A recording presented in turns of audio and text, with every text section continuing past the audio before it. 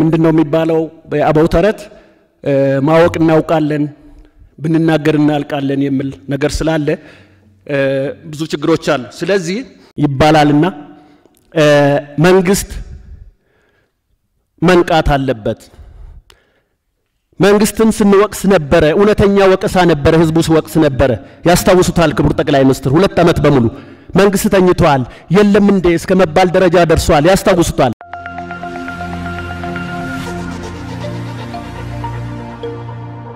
ሰምተዋል አየር ጤና አደባባይ አጠገብ ወደ ቤተልና ዓለም ባንክ በሚወስደው ዋና መንገድ ዳር ከ500 በላይ አፓርታማ ቤቶችና የንግድ ሱቆች ግንባታው ተጀምሯል ሞን ሪል ስቴት ባለ 2 መኝታ ባለ 3 መኝታ ከ97 ካሬ ሜትር ጀምሮ በማስታወቂያ ዋጋ በካሬ 69500 ብር ከ8 በመቶ ቅድመ ክፍያ ጀምሮ ከበቂ የመኪና ማቆሚያ ጋር ከ4000 ካሬ በላይ አረንጓዴ ግቢ ሙሉ ክፍያውን ለሚከፍሉ ደንበኞች በተመረጡ አፓርትመንቶች ላይ የ30 ከመቶ ቅናሽ ይዘን መተናል ይፍጠኑ ዛሬውኑ ይግዙ እጅግ ማራኪ ዋጋ ምቹ ያከፋፈል ስርዓት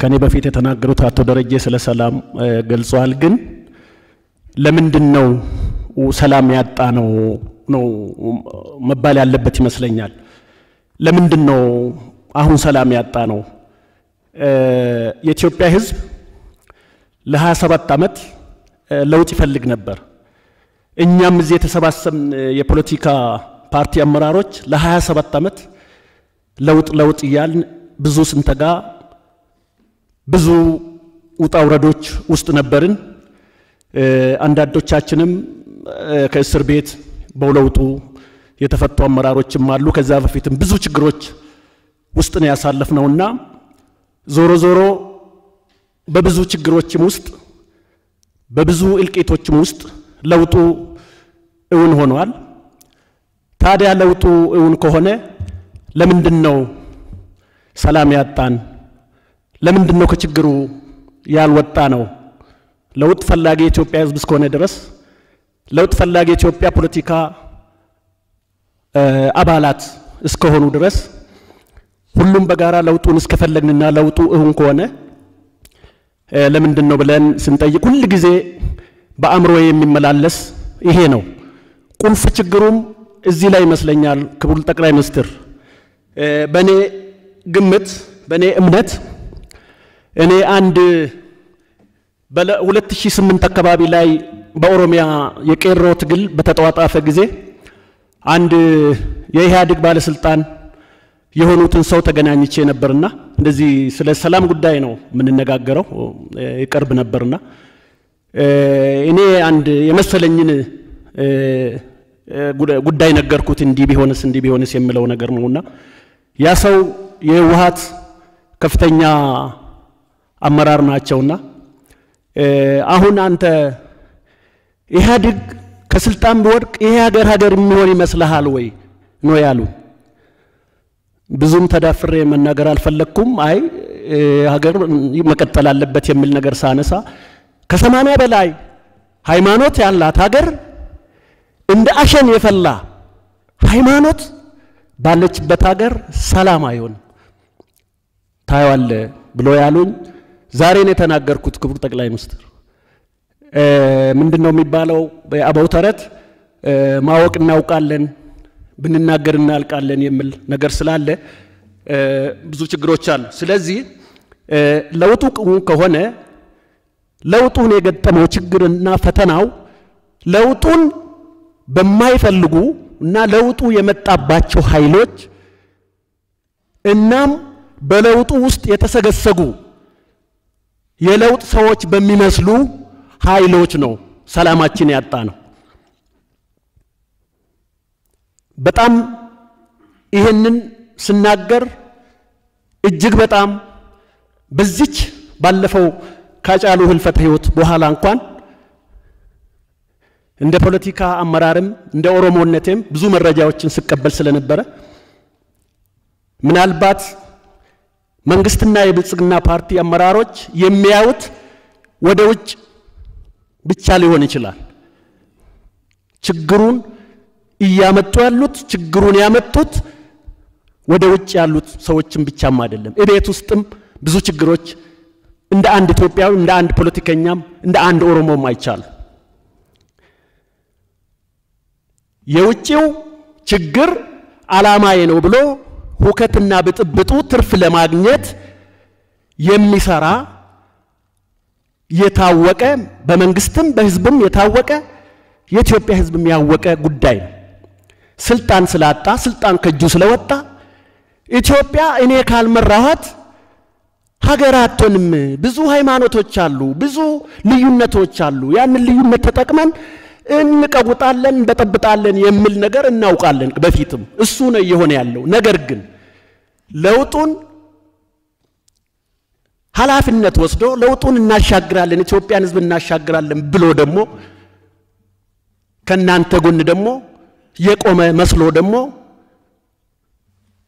ችግሩ እንኳን ከበረደ በኋላ በዚህ በአዲስ አበባ ዙሪያና አዲስ አበባ ውስጥ ለምን ተኛችሁ ቄሮ የሚሉ አመራሮች እናውቃለን ክቡር ጠቅላይ ሚኒስትር ለምን ተኛችሁ ቄሮዎች የሚል የፖሊስ ኃይል የጸጥታ ኃይሎችን እኛ እንኳን ብዙ መረጃ የሌለን ጉስን መረጃ ያለን ሰዎች እናውቃለን ስለዚህ ሰላማችን ያጣነው ኮር ጥያቄውና ሴንሲቲቭ ኤሪያው ለውጡ በመጣባቸውና ለውጡን የመጣላቸውና በሚያስቀጥሉት ኃይሎች ውስጥ ነው የኢትዮጵያ ህዝብ ሰላም ያጣው ስለዚህ እኛ እዚህ የተሰበሰብን የኢትዮጵያ ፖለቲካ ፓርቲዎች እውነት ነው ሀገር ወክለናል ብለን ብዙ አመት ለፍተናል የወከልናቸው ህዝብ አሉ ብለን እናስባለን ግን በሰላም ጉዳይ ሰላም እንዲመጣ ብዙ የሰራን አይመስልም ወይ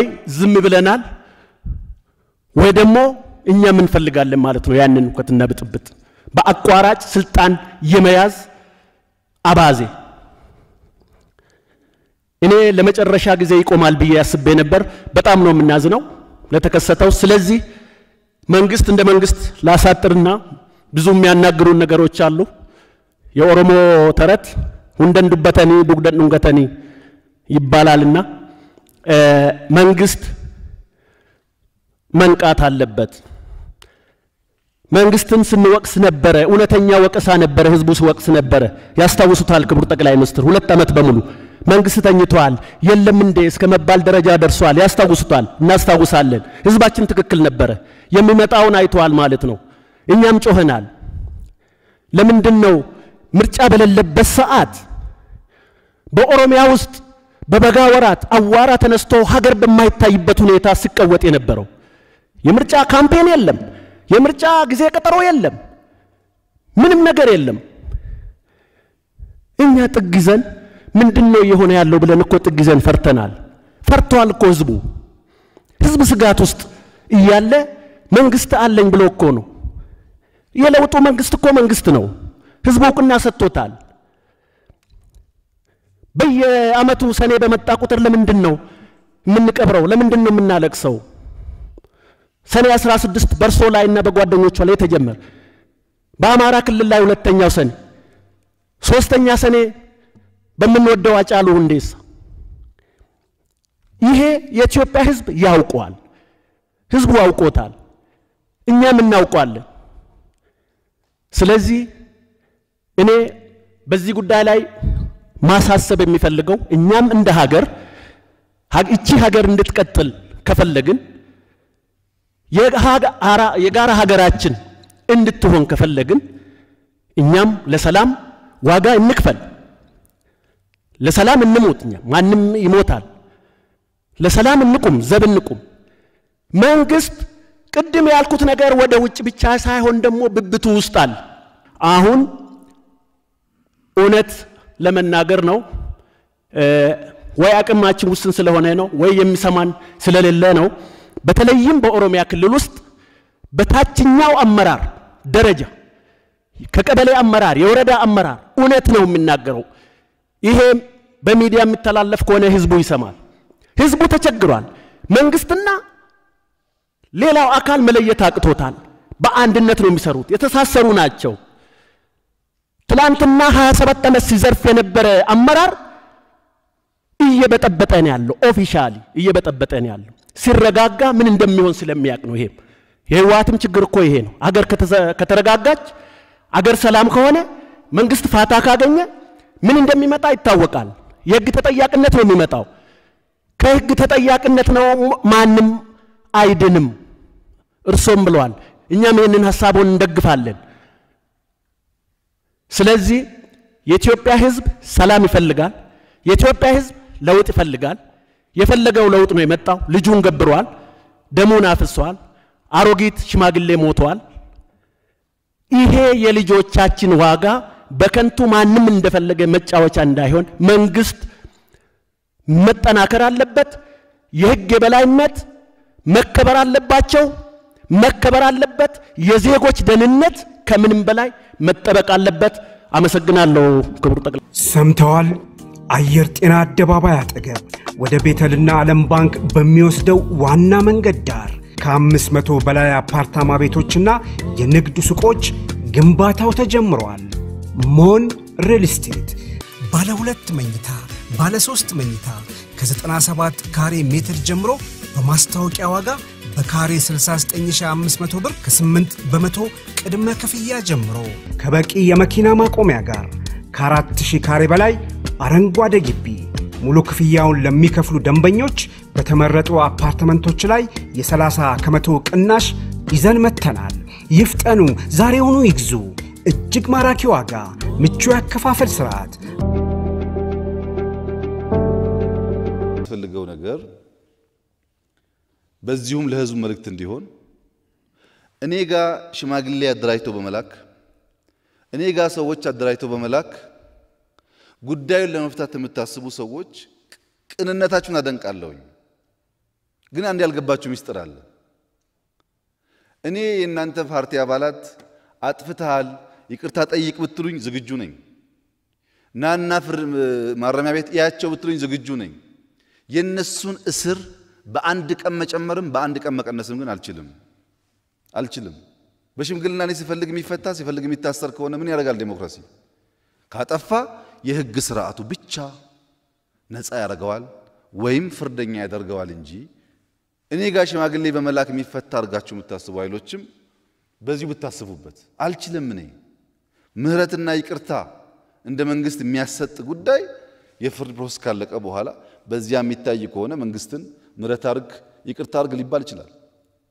በወንጀል ጉዳይ ላይ ያለን ሰው ግን እኔ ስፈልግ ይቅርም ልስፈልግ የማስር ከሆነ አደገኛ ነገር ነው ይሄን ባይታሰብ ጥሩ ነው በግል ከማንም ጸብ የለኝም በግል ወቀሳ ካለም ይቅርታ ለመጠየቅ ዝግጁ ነኝ የፍርድ ስርዓት ኮምፕሮማይዝ ማድረግ ግን አልችልም ይሄ እንደተጠበቀ ሆኖ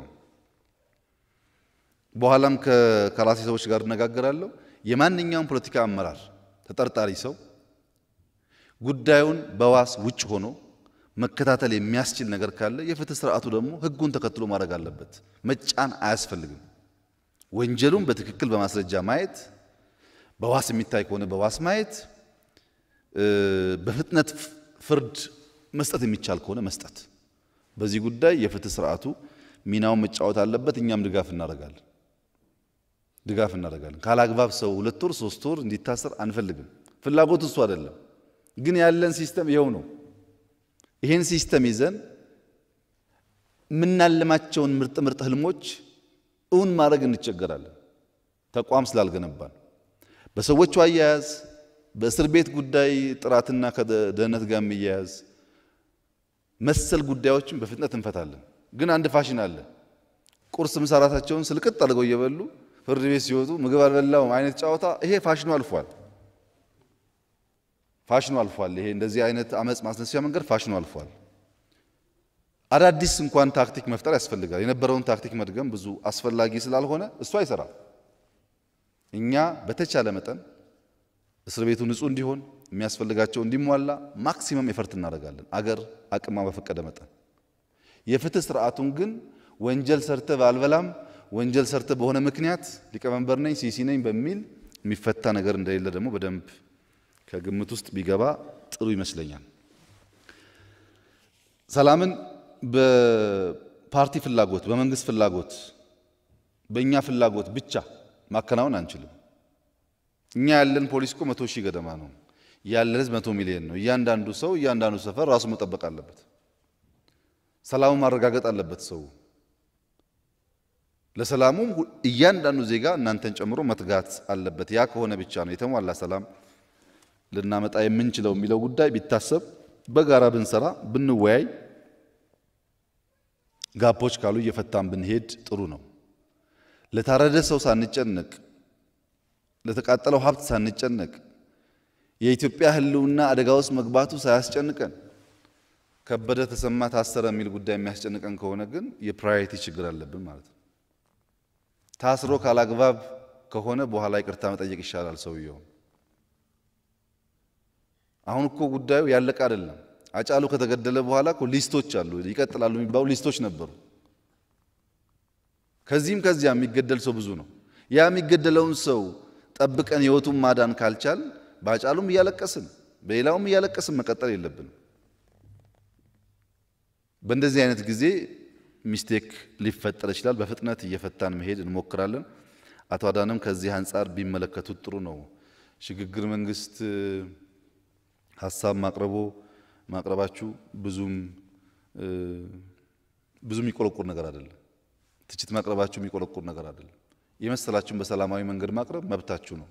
ሐሳብ እስከሆነ ድረስ የግለሰቦች ኦፒኒየን ሳይሆን በማስረጃ በሁኔታ የተተነተነ ሐሳብ እስከሆነ ድረስ ምንም ችግር የለም። በዛም ደግሞ ሰው መጠየቅ አንፈልግም። ጥፋት ካለም አብረን እያረምን ብንሄድ ነው የሚሻለው እንጂ እስሩን ብቻ ካጎላ ነው እናንተ መኖር እኮ አትችሉም። መስሏችሁ ነው እንጂ ከብልጽግና ሊስት ከሆነው ሰው እኩል ከእናንተም እኮ ሰው ሊስት ሆኗል የሚገደል። ይሄ ሰላም ለሁላችን ነው፣ ለአንድ ወገን አይደለም። እና ሰላሙን በጋራ ማስጠበቅን ብናስብ ነው የሚሻለው። አቶ አዳነ ላነሱት በፍጥነት ግን መፍትሄ ያገኘ ይሄዳል ብዬ ተስፋ አደርጋለሁ። ደቡብ በሚመለከት ብዙ ነገር ነው ያነሳችሁት። እንግዲህ ሁላችሁም እንደምታውቁት በደቡብ ክልል ውስጥ ኦልሞስት ሁሉም ዞኖች ሄጄ ውይይት አድርጌያለሁ። ለነሱም ነግሬያቸዋለሁ። ጠቅላይ ሚኒስትር ሆኖ ደቡብ ህዝቦች ጋር እንደኔ ውይይት ያደረገ የለም። በ2 ዓመት ሳይሆን በ20 ዓመት የለም። ጊዜው ሲጃ ወያይቻቸዋለሁ። በርካታ ጥናት አካሂጃለሁ። ገና መጥቼ በማግስቱ እኮ ነው ካለቀከን የሚለው ሐሳብ ባካችሁ ጊዜ ስጡኝ እያልኩ እየለመንኩ ነው የቆየሁት። እንደምታውቁት አሁን ዋናው ችግር ብልጽግና ነው። ዋናው ችግር እኛ ውስጥ ያሉ ሰዎች ገና ለገና ፕሬዝዳንት ለመሆን ነው የሚያጣደፉት ጉዳዩ። ይሄን ገምግመን ሌቦች ናችሁ ለህዝብ እድገት አልቆማችሁም ብለን 2-3 ቀን ጊዜ ወስደን ገምግመናል። አሁን እየገመገሙ ነው ያሉት። ግን እነሱ ብቻ አይደሉም። በእናንተም ወገን በርካታ ችግር አለ። ስትራክቸሩን ቁጭ ብሎ መፈተሽ የህዝብን ፍላጎት ማየት ችግር የለበትም። ግን የግል ጥቅም ለማሟላት ተብሎ ህዝቡን የሳት ራት ማለት ትክክል አይደለም። እሱን ህዝብ እያወያየን ነው። እውነተኛ ቅን ሐሳብ ካላችሁ እናንተም ገብታችሁ ማገዝ ነው። ደቡብ ላይ 2-3 ክልል ማድረግ ልማታችን ላይ ኢምፓክት ያመጣል ብሎ ህዝቡ ካመነ ችግር የለውም። ችግሩ ግን እየሆነ ያለው እና የለመንኳቸውም ወላይታ ሁለተኛ ከጋሞ ህዝብ ጋር የማይኖር ይመስል ገና ለገና ክልል ለመሆን ወላይታና ጋሞን ምናፋጅ ከሆነ ስልጤና ጉራጌን ምናፋጅ ከሆነ ከምባታና ሀዲያ ምናፋጅ ከሆነ ክልልም ብንሆን እኮ ሰዎቹ ጎረቤቶች ናቸው፣ ቤተሰብ ናቸው፣ አብረው ይኖራሉ። ይሄ ነገር ይቅር የሚል በጣም ጊዜ ወስደን አወያይተናል። አሁንም እያወያየን ነው፣ ውስጣችን እያየን ነው። እናንተም ብታግዙ ጥሩ ይሆናል። ከዚሁ ጋር ተያይዞ በደቡብ በኦሮሚያና በአማራ ነው ጎልቶ የተነሳው። ሌሎች ክልሎች ካለም ከብልጽግና ጋር ትነጋገራላችሁ። ከነገ ጀምሮ የኦሮሚያ ብልጽግና ጽህፈት ቤትና ፕሬዝዳንት፣ የአማራ ብልጽግና እና ፕሬዝዳንት፣ የደቡብም እንደዚሁ ቁጭ ብላችሁ መነጋገር አለባችሁ። ይሄንን አቶ ብናልፍ ብታመቻች፣ ለምሳሌ 40 ምንጭ ላይ ሰው ታስሯል የሚለውን ጉዳይ አሁን መልስ ሰጥ ይቸገራል። በደቡብ ክልል የሚንቀሳቀሱ ፓርቲዎችና የኛ ፓርቲ ተወካዮች እዛ ያሉ ከመንግስት ጋር ሆነው ቁጭ ብለው የታሰረ ሰው ካለ፣ የተገረፈ ሰው ካለ፣ የተጎዳ ሰው ካለ እየፈተሹ በአስቸኳይ ማስተካከያ እርምጃ እንዲደረግ በእርሶ በኩል ሪፖርት እንዲመጣ። እንደዚህ አንፈልግም። እኛ ሰው እንዲገረፍ እንዲደበደብ አንፈልግም።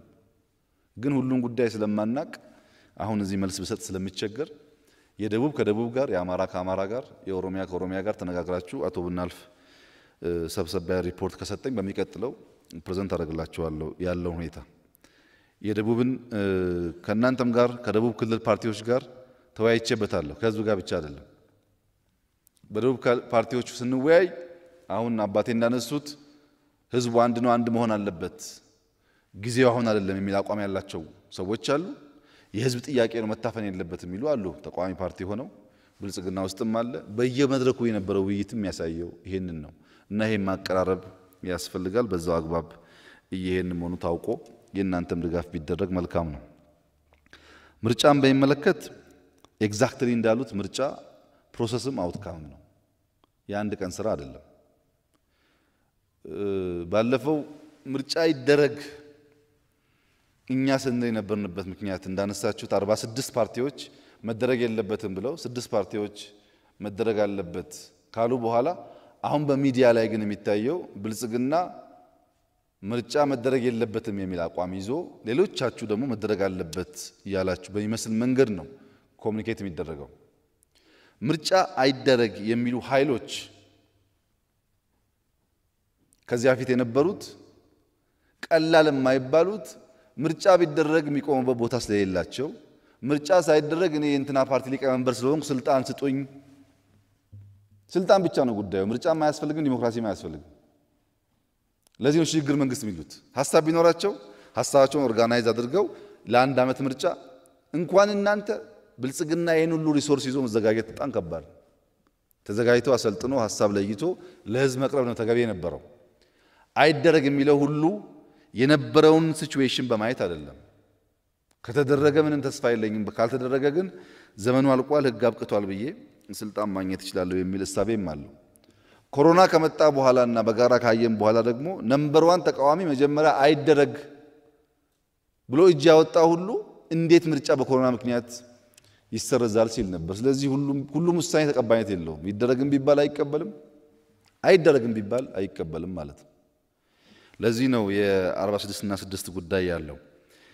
ከትግራይ ክልል ጋር ተያይዞ ዶክተር አረጋዊ አንስተዋል። የኛን ፖዚሽን ነው እንዲያቆም ፈልገው በትግራይ ክልል ግጭት እንዲነሳ ወይም ከአማራ ወይም ከኤርትራ ወይም የፌዴራል መንግስት ግጭት እንዲያነሳ በጣም ይፈልጉ ኃይሎች አሉ። እንደዚሁ ከምንሸነፍ በጉልበት ተመታን በሚል መጨረሻችን ይደምደም የሚል ሐሳብ ያላቸው ሰዎች አሉ። እኔ ለርሶ ላረጋግጥ የምፈልገው ከትግራይ ክልል ጋር ውጊያ የመክፈት ፍላጎት የለኝም። የትግራይ ክልልም የጥይት ድምጽ መስማት ይበቃዋል የሚል ሙሉ እምነት አለኝ። በቂ ጊዜ ወስዷል ብዬ ስለማስብ ለዚያ ህዝብ ክብርና ለዚህ እምነት ሲባል ደግሞ እርሶ እንዳሉት በርካታ ችግሮች ሲያጋጥሙ ቆይተዋል። አሁን መምረጥ ነው። እኛ ብዙ ነን፣ ገንዘብ አለን፣ ፌደራል ነን፣ ፖሊስ አለ፣ ወታደር አለን ብለን ከገባን ያው እንደምታውቁት እነዚህ ማስገደል እንጂ መሞት የማያውቁ ሰዎች አይሞቱም። ውጊያ ደግሞ ሰው አይመርጥም። አርሶ አደርም ይገላል፣ ሴትም ይገላል፣ ህፃን ይገላል። ሰው ከምንገድል ህዝቡ ገብቶት ጉዳዩን በሰላማዊ መንገድ እስኪፈታ ብንታገስ ይሻላል የሚል ጽኑ እምነት ነው እኛ ያለን። በቂ ኪሳራ ስለሆነ እኔ በእድሜ አብዛኛዎቻችሁን ባላክልም ኤርትራ ስመላለስ ያየሁት ነገር ያ የ30 ዓመት ውጊያ ኪሳራ እንደሆነ ነው የገባኝ። ምንም ትርፍ ላይ ያመጣ በየተራራው የፈሰሰው ደም ያሳዝነኛል። ያንን ስህተት መድገም አለብን ብዬ አላስብም። ጠቃሚ ነው ብዬም አላስብም። ለጊዜው ነው ሆያ ሆየው እንጂ ከታገስን ሁሉም እየረገበ ቦታ መያዙ አይቀርም። ባረና ውስጥ ዋጋ የምትከፍሉ በቲዲፒ ውስጥ ዋጋ የምትከፍሉ ሰዎች ካላችሁ ለህዝባችሁ የምትከፍሉት ዋጋ እንደሆነ አርጋችሁ ማየት አለባችሁ። ለግላችሁ አይደለም፣ ለዚያ ህዝብ ሰላም ሲባል የሚከፈል ዋጋ አርጋችሁ ማሰብ ጥሩ ነው። ብዙ ጊዜ ፕሮቮክ ይደረጋል ባይዘው ግጭት እንዲፈጠር ፌደራል መንግስት መታ እንዲባል ይፈልጋል። እኛ እነዛን ጥፋተኞች ብቻ ለይተን የምንመታበት ሁኔታ ቢመቻች ኖሮ ባልጠላን፣ ህዝቡን ግን የዚያ ግጭት ሰለባ ማድረግ አንፈልግም። በዚያ ምክንያት እንታገሳለን። ምርጫ በሚመለከት መጀመሪያ መስተካከል ያለበት በትግራይ ክልል ምርጫ እየተደረገ ነው የሚል የፖለቲካ ፓርቲ አመራር ሆናችሁ ማንሳት ትንሽ ከባድ ይመስለኛል። ሰው የእድር ምርጫ ሲያደርግ ወይም የድርጅት ጉባኤ ሲያካሂድ ወይ የሆነ ስብሰባ አካሂዶ ቅድም እንዳደረግነው ጥቆማ አቶ ሙሳ እንደጠቆመው አይነት ጥቆማ 7 ሰዎች ፔፐር ያቅርቡ ካለ ሁሉም ምርጫ ብለን የምርጫ ስያሜ መስጠት ተገቢ አይመስለኝም። ምርጫ ህግ አለው፣ ስርዓት አለው። እኛ ምርጫ እንዲደረግ የነበረን አቋም ታውቃላችሁ። ኮሮና አስቀረው አሁን ቢበዛ እንደኔ እምነት 9 ወር 10 ወር ነው ምርጫ ቢቆይ። በትግራይ ክልል ያለው አሁን ያለው የእንቅስቃሴ ለምርጫ ቦርድ ጥያቄ አቅርበዋል። ምርጫ ቦርድ ምላሽ ሰጥቷል። የቀረውን ጉዳይ ፌዴሬሽን ምክር ቤት የሚያየው ይመስለኛል። ብዙ አያስጨንቀኝም። እኔ ለምን አያስጨንቀኝም? የፌዴሬሽን ምክር ቤት እስከሚቀጥለው ምርጫ የዛሬ 9 እና 10 ወር እስከሚደረግ ምርጫ ድረስ በክልልም በፌዴራልም አሁን ስልጣን ላይ ያሉ መንግስታት ይቀጥሉ ብሎ ወስኗል። በሌላ ቋንቋ በትግራይ ክልል ውስጥ ቲፒኤልኤፍ እስከሚቀጥለው ምርጫ ድረስ ይምራ ብሎ ፌዴሬሽን ወስኗል። ቲፒኤልኤፍ የሆነ ድራማ ሰርቶ ተመልሶ መጥቶ ነኝ ቢል እስከሚቀጥለው ዓመት ድረስ ውሳኔ እየደገመ ያለው እንጂ ምን ትርጉም የለውም። ችግር የሚፈጠረው ቲፒኤልኤፍ ዲሞክራሲያዊ ምርጫ አድርጎ ስልጣኑን ለአረና ከሰጠ ያኔ እንጋጫለን። ቢኮዝ አረና እስከሚቀጥለው ዓመት ድረስ መንግስት መሆን አይችልም። ግልጽ ነው አባባሌ። የትግራይ ክልል መሪ አረና የሚሆን ከሆነ በምርጫው ተወዳድሮ ያኔ ከፌዴራል መንግስት ጋር ጸብ ይፈጠራል። ቲፒኤልኤፍ ግን ወረቀትን በትኖ ይሁን የሆነ ጉባኤ አካሂዶ ይሁን የሆነ የእድር ስብሰባ አካሂዶ ይሁን መልሶ ቢመጣ እስከሚቀጥለው ምርጫ ድረስ ፌዴሬሽን ምክር ቤት ኦልሬዲ ቆይ ብሎታል። በሂደቱ የሚያጠፋው ጉልበት፣ የሚያጠፋው ጊዜ፣ የሚያጠፋው ገንዘብ ጎጂ ነው ወይ አይደለም ህዝቡና ድርጊቱ ሊገመገመው ይችላል። ለዚህ ድራማ የምናወጣው ገንዘብ አይኖርም። በድራማው ሂደት ህግ የሚጥስ ከሆነና ፌዴሬሽን ምክር ቤት የሚወስን ከሆነ መንግስት የሚያየው ጉዳይ ይሆናል። በእኛ በኩል ግን ምርጫ አደርጋለሁ ሰው ባለ ቁጥር የሆነ ባወራ ቁጥር ወደ ውጊያ የምንገባ ከሆነ በጣም በርካታ ኢሹ ስላለን የጀመርነውን ነገር ያዳፍናል። የኢትዮጵያ መንግስታት ባህሪ ደግሞ እንደምታውቁት ወደ ውጊያ ሲገባ ውጊያ ያለብኝና ዝም በሉ ይላል። ይሄኛው መንግስት ማለቱ አይቀርም እንዳትሸወዱ። ከጀመረው ውጊያ ያለብኝና ዝም በሉ ብሎ ዲሞክራሲን ይገላል። የልማት ጉዳያችን ይቆማል። የትናንትናው ጥፋት ይደገማልና ትንሽ በሰከነ መንገድ ማየት ያስፈልጋል። ጉዳዩ ግን ብዙ የሚያስጨንቅ አይደለም። this is non essential። የኢትዮጵያ ፖለቲካ ዋናው ችግር ኤሴንሻል በሆነ ጉዳይ ላይ ፎከስ ማድረግ ሳይሆን non essential በሆኑ አጀንዳዎች ላይ ማተኮር ነው። አሁን ይሄ የእድር ስብስብ ምንም ትርጉም የለውም ለኔ። እኔ አጀንዳ አድርጌ የማየው ጉዳይ አይደለም። የሚያስጨንቀኝ እኔ ያሉ ሀገር የኔሽን ቢልዲንግ ትርክቶች ያስጨንቁኛል እንጂ እንደዚህ አይነት ጉዳይ ብዙ ማስጨነቅ የለበትም ብዬ ነው የማስበው። በዚያ ቢታይ ጥሩ ነው። የጣና ጉዳይ ይታሰብበት ያሉት በጣም ነው የሚታሰብበት። ለጣና ትልቁ መፍትሄ ችግኝ መትከል ነው። እርሶም ችግኝ የመትከል አሪያ እንዲሆኑ አደራ ማለት ፈልጋለሁ።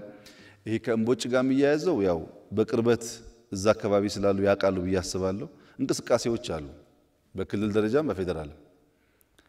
ግን የእምቦጭ ዋናውን ፕሮብለም ካልፈታን በስተቀር እዛ በየቀኑ በማሽን ሞከር በሰው ኃይል ሞከር እኔም በአካል ሄጄ አይቼዋለሁ። ምክትል ጠቅላይ ሚኒስትሩ በተደጋጋሚ ሄደዋል። በእንደዛ መንገድ አቴንሽን እንዳጣ ለማስመሰል ለአጀንዳ የሚሞክሩ ሰዎች አሉ። ግን በእኛ በኩል ጣናም ሌሎችም ሐይቆቻችን መጠበቅ አለባቸው። እነሱን ይጠበቁ። ዋናው ስራ ችግኝ መትከል። ፖለቲካ ፓርቲዎች ደግሞ ችግኝ መትከል አትወዱም፣ ነውር ይመስላችኋል። ይሄ የመንግስት ጉዳይ አድርጋችሁ ስለምታስቡት ነውር ይመስላችኋል እንጂ ችግኝ እየተከላችሁ ችግኝ እያስተከላችሁ ብትሄዱ እዛ ያለው አሁን የጣና እምቦጭ ዋናው ችግር ማዳበሪያ ባለፈው እንዳነሳሁት ከተራራ የሚወርድ ነው የሚበላው። ችግኝ ብንተክል እየተቀረፈ ይሄዳል። ሌላውን በጀተን እየሰራን እንገኛለን። እንደሚባለው አይደለም። ማክሲመም ጥረት እያደረግን ነው። ግን አት ታይም በጣም ብዙ ችግር ያለበት ሀገር ስለሆነ ሁሉን ችግር መፍታት አይቻልም። ህዳሴን ካልጨረስን እያል ህዳሴ ደግሞ በጣም ከፍተኛ ሀብት እየፈለገ ሁሉንም በየቦታው የምናያቸውን ችግሮች እንፍታ ቢባል የራሱ የሆነ ገንዘብ ብቻ አይደለም የጊዜም ሊደርሺፕም ኢሹ ስላለ መሆኑ ታሳቢ ቢደረግ እንደ ኮንሰርን ግን ትክክለኛ ሐሳብ ነው። ሐይቆቻችን የነበሩት መጠበቅ አለባቸው። አዳዲስ ደግሞ እየፈጠርን መሄድ አለብን። አርቲፊሻልም ቢሆኑ መፈጠር ያስፈልገዋል ብዬ አስባለሁ። ከአፄ ኃይለ ሥላሴ ጋር ያነሱት ጉዳይ ሰፋ ያለ ሐሳብ ስለሆነ አሁን እዚህ ለመነጋገር ጊዜ አይበቃኝም።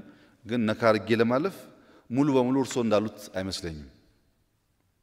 ሙሉ በሙሉ አይመስለኝም። እኔ ባለኝ ለማንበብ እንደሞከርኩት የኢትዮጵያ የዚያ ትውልድ እና የፓርቲዚያን ፖለቲካ ከመጀመሩ በፊት ዋናው የተራማጅ እሳቤ የመጣው በአፄ ምኒልክ ዘመን በተለይ ከአድዋ ድል በኋላ ነው። የአድዋ ድል ብዙ የአፍሪካ ጥቁር አፍሪካኖችን በአፍሪካ ሀገር ያሉ ነፃ ያወጡ ምሁራንን ኢትዮጵያ የምትባል ሀገር ለማየት ለመቅረብ ለመማር ጓግተዋል። ከዚህም በባሪያ ንግድ ስርዓት የወጡ አንዳንድ ሰዎች ኢትዮጵያዊንም ብለው በሕክምና ምን በተለያየ መንገድ መጥተዋል። እነዛ ሰዎች ተራማጅ ሐሳብ ያላቸው ኢትዮጵያን አግዝፈው ያዩ ሰዎች በስርዓት ውስጥ ገብተው ስርዓት መቀየር አልቻሉም። ነገር ግን የባላባት ልጆች ማስተማር ችለዋል። ቋንቋ ፈረንሳይኛ ማስተማር ችለዋል። አውሮፓ ይዘው መዞር ችለዋል። አንዳንድ የሕክምና ሰርቪስ ሰጥተዋል። በዚያ ጊዜ የባላባት ልጆች የነበሩና በኋላ ወደ ስልጣን ከመጡ ሰዎች አንዱ አፄ ኃይለ ሥላሴ ናቸው። ከራስ ምሩ ጋር እሳቸው መምህር ነበራቸው። ስለተማሩ በሁለተኛው ጣሊያን ወረራ አውሮፓ ስለሄዱ ትንሽ የተራማጅነት ሐሳቤ የነበራቸው ይመስለኛል እና ተራማጁን ኃይል ለማስገባት የሚያደርጉት ጥረት ሀገር ውስጥ ያለው አርበኛውም ሽፍታውም አርበኛ ብቻ አይደለም አርበኛውም ሽፍታውም በጋራ ሆኖ እኛ ተዋግተን ታግለን ማንም መጥቶ ስልጣን አይዝም የሚል ክርክር እንደነበር ነው ያየኋቸው ዶክመንቶች የሚያሳዩት። ልክ አሁን ብልጽግናም አዳዲስ ኃይል ሲያስገባ በፍጹም የሚሉ ኃይሎች እንዳሉት ሁሉ ማለት ነው። ስታትስ ኮን ኢንከምበንት ሜንቴን ማድረግ የሚፈልጉ ኃይሎችና ቼንጅ የሚፈልጉ ኃይሎች በኋላም ያን ትውልድ የፈጠረው ለውጥ አልመጣም፣ ተራማጅ ያልነው መሪ አድሃሪ ሆነ የሚል እሳቤ ይመስለኛል። እና በአንድ በኩል ብቻ የነበረውን ንግግር ከደገምን ችግር እንዳይመጣ ያኔ የነበረውን በሽታ በደንብ ገምግሞ አሁንም ትምህርት መውሰድ ያስፈልጋል። አዲስ ሰው የተማረ ሰው የተለየ ሐሳብ ያለው ሰው ለማየት ፍላጎት የለውም የኛ ሲስተም ያኔም ዛሬም። አሁን ተነስቼ እኔ ከእናንተ ውስጥ ሁለት ሰው ሚኒስቴር ባደርግ የመጀመሪያው ጣጣ የሚፈጠርብኝ ቤቴ ውስጥ ነው። ዝግጁ አይደለም። ብቃት ያለው ሰውም እያየ ለመቀበል ዝግጁ አይደለምና የዚያ ተቀጽያ እንዳይሆን በአንድ በኩል ብቻ የአርበኛና የባንዳ በሚል ሮንግ ሜሴጅ እንዳናስተላልፍ እሱም ይኖራል በውስጡ ግን እሱ ብቻ ባይሆን ብዬ ነው። የየክልል አንስቻለሁ። ከኢህአፓ ጋር ተያይዞ የቸና የሸ ጉዳይ በሚያስኮርፋችሁ መንገድ ተገልጾ ከሆነ በጣም ነው ማዝነው። ለኢህአፓም ለመኢሶንም ለያ ትውልድ ኢን ጀነራል ለነበረው ሙቭመንት ክብር አለኝ። ደካማ ጎኖች ደግሞ እንዳሉ በደንብ ፊል አደርጋለሁ። ለምሳሌ ቸና ሸ ብቻ ሳይሆን በእርሶ ፓርቲ ውስጥ ከነበሩ ከፍተኛ አመራሮች በዘሩ ክሸንና በጌታቸው ማሩ መካከል ብርሃነ መስቀል ጀምሮ የነበረው ክርክር በዝርዝር ሳነብ ያሳዝነኛል። 60 ሰዎች የገደለው ደርግ ፋሽስት ነው ወይስ ፋሽስት አይደለም የሚል ስም ለመስጠት ደርግን እንደግፍ ወይ እንደግፍ በከተማ ነው በጫካ እንታገል ለሚል ክርክር ጌታቸው ማሩ መሞቱ ያሳዝነኛል። ያ ጊዜ ትውልድ በጣም ኢሞሽን የሚያጠቃው እና በጣም ለአይዲያ የተቸነከረ እንደሆነ ፊል አደርጋለሁ።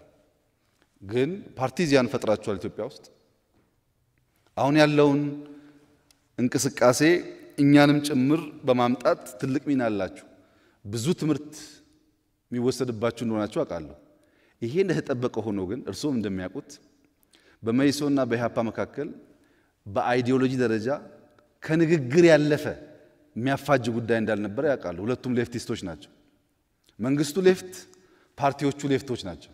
ነገር ግን ተቀራርበው ተወያይተው ችግር እንኳን ካለ ያጠበቡ እንደመሄድ በቋንቋና በዴፊኒሽን ስንትና ስንት ሰው እንዳለቀ እርሶ ያውቃሉ። የኛን ኤግዛምፕል ላንሳሎት። ትምኪትና ጠባብ የሚባል ቋንቋ ነበረን እና ይሄ ትምኪት የሚባል ቋንቋ ህዝቡ ያስቆረፈ ስለሆነ ጠባብ የሚለው ቋንቋ ያስቆረፈ ስለሆነ ኮንቴንቱን ሳንቀይር በውስጥ ያለውን ሐሳብ ሳንቀይር ትምኪትና ጠባብ የሚለውን ተርም ብቻ እንቀይር ሲባል ያ ጊዜ ትውልድ ያብዳል። ትምኪት ከተነሳማ አብረን መታገል አንችልም ይላል። ኮንቴንቱን አይደለም ተርሙን። እንደዚህ አይነት የመቸከል ነገር መጥፋት አለበት የሚል እምነት ነው በእኔ በኩል ያለው እንጂ ያኔ ትውልድ ምንም አልሰራም አልታገለም ወይም ጀግንነቱ ለማንበብ መሞከሩን የሚያራክስ እምነት ብዙ የለኝም። እና ቸናሸን ምናልባት እናንተና መይሶን ነካ ለማድረግ ፈልጌ ያነሳሁት ሐሳብ ይሆናል። ስለናንተ በጣም ብዙ ስላነበብኩ እና ጊዜ ስላጠፋው ዝርዝር ችግሮቻችሁን ከፈለገን ጊዜ ወስደን መወያየት እንችላለን። በጣም ብዙ የሚተች ነገር እንደነበረ መደበቅ አይቻልም። ኃይሌ ፊዳ አልጄሪያ ሄዶ የነበረው ከናንተ አማሮች ጋር የነበረው ንግግር ቢግባቡ ኖሮ አብዛኛው ነገር ይፈታ ነበር።